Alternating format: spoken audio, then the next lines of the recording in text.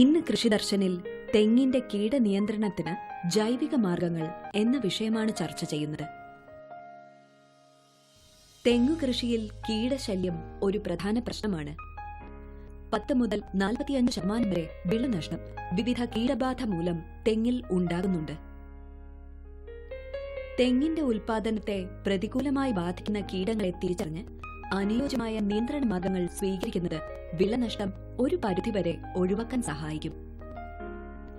രാസകീടനാശിനികൾ ഏറ്റവും കുറച്ച് ലഭ്യമായ വിവിധ മാർഗങ്ങൾ ഏകോപിപ്പിച്ച് ജൈവിക മാർഗങ്ങളിൽ ഊന്നൽ നൽകിക്കൊണ്ടുള്ള ഒരു സംയോജിത നിയന്ത്രണ മാർഗമാണ് കൂടുതൽ ഫലവത്തായ കീടനിയന്ത്രണത്തിന് അഭികാമ്യം.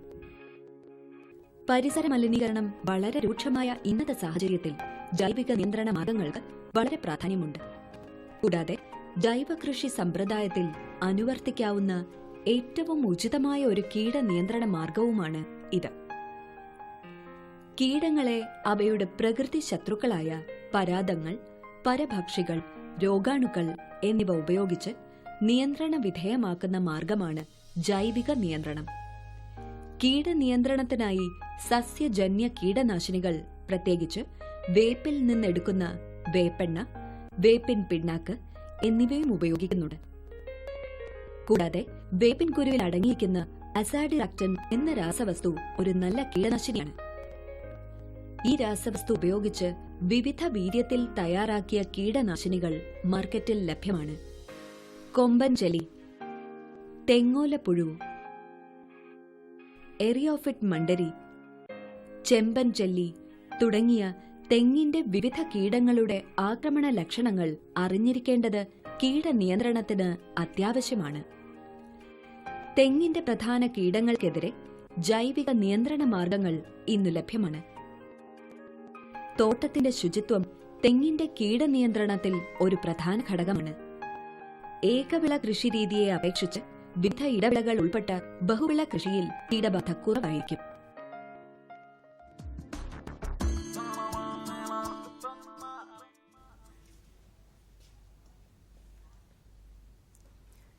കൃഷിദർശൻ തത്സമയ ഫോണിൻ പരിപാടിയിലേക്ക് ഏവർക്കും സ്വാഗതം.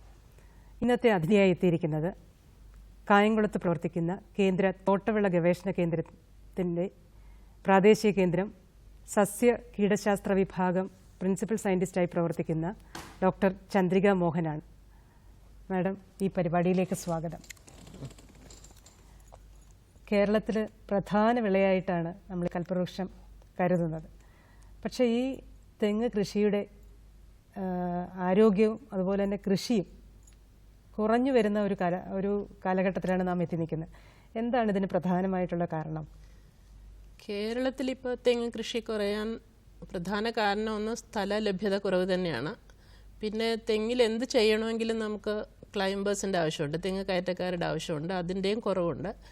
അതുപോലെ തന്നെ ഒരു പ്രധാന കാരണം ഈ കീടങ്ങളും രോഗങ്ങളും വന്ന് തെങ്ങ് കൃഷി നശിച്ചുകൊണ്ടിരിക്കുന്നതാണ്.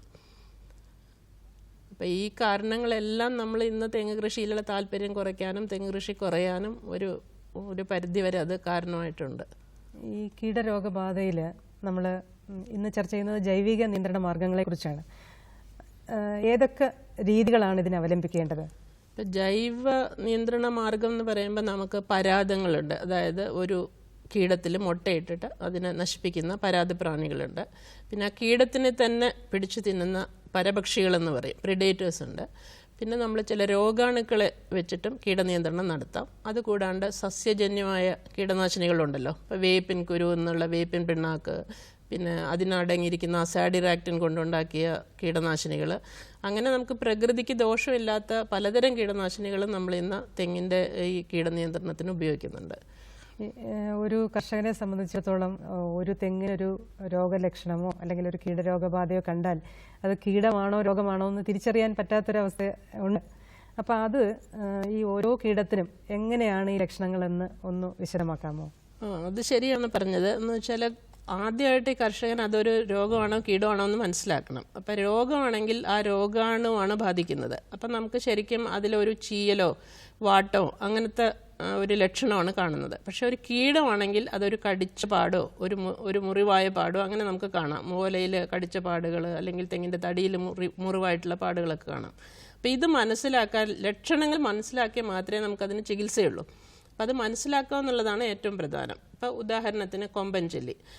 ഈ കൊമ്പൻ ചെല്ലി എന്ന് പറഞ്ഞാൽ തലയിൽ പുറകോട്ട് വളഞ്ഞ കണ്ടാമൃഗത്തിൻ്റെ പോലെ കൊമ്പുള്ള ഒരു ചെല്ലിയാണ്. അതിനെ നമ്മൾ കണ്ടാമൃഗ വണ്ടെന്നും പറയും, കറുത്ത ചെല്ലി എന്ന് പറയും. അപ്പോൾ ഈ കൊമ്പൻ ചെല്ലിയുടെ നമുക്ക് അതിൻ്റെ ബീറ്റിൽസ്, അതിൻ്റെ വണ്ടുകളാണ് തെങ്ങിനെ ആക്രമിക്കുന്നത്. പിന്നെ നമുക്ക് എല്ലാവർക്കും അറിയാം, ഇത് മുട്ടയിട്ട് പെരുകുന്നത് ഇപ്പോൾ ചാണകക്കുഴിയിൽ, അല്ലെങ്കിൽ കമ്പോസ്റ്റ് കുഴിയിൽ, അഴുകുന്ന തെങ്ങിൻ തടിയിൽ, ഇവിടെയെല്ലാം ഇത് മുട്ടയിടും. അപ്പം ഈ സ്റ്റേജ്, ഈ മുട്ടയുള്ള കുണ്ടളപ്പുഴുക്കളാണ് വിരിഞ്ഞ് ചെല്ലിയാവുന്നതെന്ന് നമ്മൾ ആദ്യമായിട്ട് മനസ്സിലാക്കണം. അങ്ങനെ അത് മനസ്സിലാക്കിയാലാണ് ചെല്ലിയുടെ നിയന്ത്രണത്തിന് നമുക്ക് ഈ ചാണകക്കുഴിയിൽ അതിന്റെ പുഴുവിനെ നിയന്ത്രിക്കാൻ പറ്റുമെന്ന് മനസ്സിലാവുന്നത്. സാധാരണയായിട്ടൊരു കർഷകൻ ഒരു പുഴുവിനെ കണ്ടല്ല അതാണ് ഈ ചെല്ലിയായിട്ട് മാറുന്നതെന്ന് ചിലപ്പോൾ തിരിച്ചറിയാനുള്ള ബുദ്ധിമുട്ട് വരും. പ്രധാനപ്പെട്ട ഒരു കീടമാണോ ഈ കൊമ്പൻ ചെല്ലി എന്ന് പറയുന്നത്? അതെ, കേരളത്തിൽ മാത്രമല്ല, തെങ്ങ് കൃഷി ഉള്ള എല്ലാ സ്ഥലത്തും, ലോകത്തെമ്പാടും എവിടെയെല്ലാം തെങ്ങ് കൃഷിയുണ്ടോ അവിടെ എല്ലാം കാണുന്ന ഒരു കീടമാണ് ഈ കറുത്തവണ്ട്. അപ്പോൾ കറുത്തവണ്ട് അടുത്ത കാലം വരെയൊക്കെ നമുക്കിപ്പോൾ വലിയ തെങ്ങിൽ കത്രി കൊണ്ട് മുറിച്ച പോലെ വി ആകൃതിയിൽ ഓലക്കാലുകൾ ഇങ്ങനെ മുറിഞ്ഞ് തൂങ്ങിക്കിടക്കുന്നുണ്ടാവും. അപ്പോൾ വലിയ തെങ്ങിലാകുമ്പോൾ നമ്മൾ അതത്ര ഒരു വലിയ കാര്യമായിട്ട് എടുക്കാറില്ല. പക്ഷെ അടുത്ത കാലത്തായിട്ട് തൈത്തെങ്ങുകളിൽ ഈ ചെല്ലിയുടെ ആക്രമണം വളരെ കൂടുതലായിട്ടുണ്ട്. അപ്പോൾ നമ്മൾ തൈ നട്ട് കഴിഞ്ഞാൽ അതൊരു 5 വർഷത്തിലെങ്കിലും കായ്ക്കുമെന്ന് നമ്മൾ പ്രതീക്ഷിക്കും. നല്ല ഇനങ്ങളാണെങ്കിൽ 18 മാസം 2 വർഷത്തിനകം അത് കായ്ക്കും. അപ്പോൾ ആ സമയത്തൊന്നും കായ്ബലം വരാണ്ട് നട്ട തെങ്ങുകളൊക്കെ ഇങ്ങനെ മുരടിച്ച് നിന്ന് അല്ലെങ്കിൽ നാമ്പോലെ ഒടിഞ്ഞു തൂങ്ങിക്കിടക്കും. അങ്ങനെ അതിൻ്റെ ആ ഒരു ചെറുപ്പത്തിൽ തന്നെ അതിൻ്റെ ശക്തി ക്ഷയിച്ചു പോകുന്നത് കൊണ്ട് അത് നമുക്കൊരു വളരെ പ്രധാന കീടമായിട്ട് തന്നെ ഇപ്പം അതിനെ കണക്കാക്കണം. പിന്നെ അത് കൂടാതെ ഈ കറുത്ത ചെല്ലി വന്ന് കുത്തിയ മുറിവിൽ മിക്കവാറും ഈ ചുമന്ന ചെല്ലി വന്ന് മുട്ടയിടാൻ ചാൻസ് ഉണ്ട്. അപ്പോൾ ആ ചുമന്ന ചെല്ലി വരാനും കൂടെ ഒരു കാരണം ഈ കറുത്ത ചെല്ലിയാണ്. അപ്പോൾ അതുകൊണ്ട് അതിനെ നമ്മൾ നിയന്ത്രിക്കേണ്ടത് വളരെ അത്യാവശ്യമാണ്. കറുത്ത ചെല്ലിയുടെ ചിത്രം ഉണ്ടെങ്കിൽ മാഡം ഒന്ന് കാണിക്കാമോ പ്രേക്ഷകർക്ക് വേണ്ടി? ഇപ്പം നമ്മൾ കാണുന്നത് കറുത്ത ചെല്ലിയുടെ ജീവിത ദശകളാണ്. ചെല്ലി മുട്ടയിടുന്നത് ചാണകക്കുഴിയിൽ, കമ്പോസ്റ്റ്, തെങ്ങിൻ്റെ അഴുകുന്ന തടികൾ